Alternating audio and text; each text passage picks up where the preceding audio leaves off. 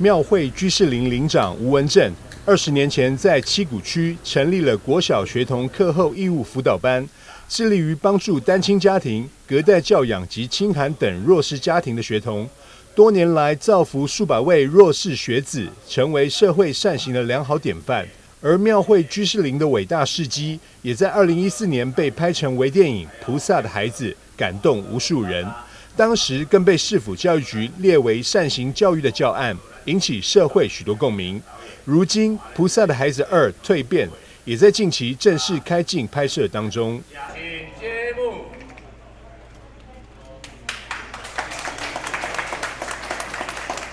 菩萨的孩子那么已经迈入第20年。那么20年以来，我非常感谢社会上的一些贤达人士对我们课辅班的照顾。那么这个片子呢，最主要是表达我们课辅班一些孩子，那么在家庭上的一些困境，在我们课辅班里面能解脱他们的困境，尤其是他们的学业上，我们是扮演的学校的一个辅导的角色，来辅导这些孩子呢，能够在学校没有辅导完的课程，那么能够在我们课辅班里面来完成。主要是把这个片子能够在社会上能够大家来共襄盛举，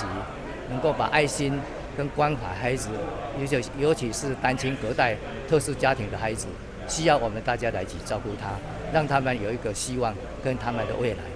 菩萨的孩子2由原制作班底回乡文创总监陈世贤监制，导演江彦良指导，并邀请到知名演员亮泽、安俊鹏、林巧媛、吴金泽、蔡香怡等参与演出。我那时候看到这个剧本跟这个角色的时候，我会觉得，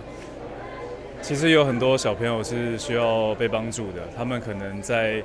比较没有资源的地方，或是他们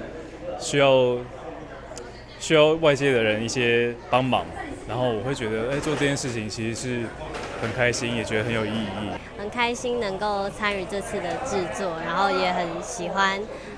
大家这么善心人士，然后帮助身边所需要的人。来到这边跟大家一起开镜，然后一起